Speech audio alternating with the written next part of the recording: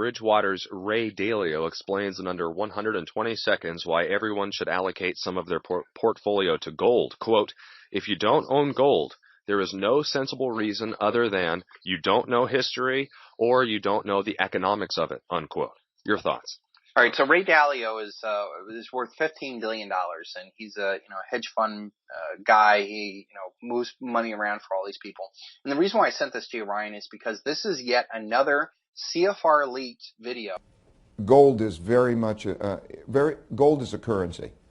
Money was like a check in a checkbook, and what you would do is you get your gold, and gold was a medium. So gold is one of the currencies. So we have dollars, we have euros, we have yen, and we have gold.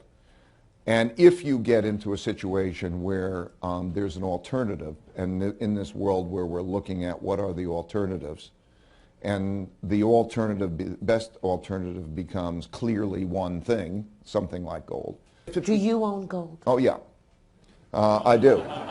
I think anybody, let's be clear that I think anybody who doesn't have any, there's no sensible reason not to have some, if you're going to own a currency, if you don't, it's not sensible not to own gold.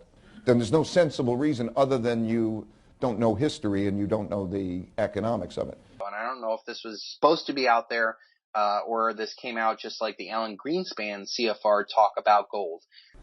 Gold is a currency. It is still, by all evidences, the premier currency where no fiat currency, including the dollar, can match it. Well, I'm sure with comments like that, that will be turning you into a rock star amongst the gold bug community. The CFR is probably the ultimate insider organization inside the Anglo-American Empire as it stands now. It's a Rockefeller-based thing, and it's all the power brokers in the United States, that actually, produce the media, that produce the money, that produce the military. This is kind of like their think tank. They don't really care about, government laws. They're more about influencing the world. And this is now the second time in less than a year another powerful person has been brought in to talk to these other powerful people, and gold has been, the answer to them.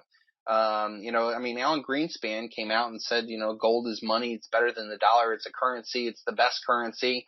And now you got Ray Dalio here saying, that, if you don't own gold, you don't get either history or what's going on.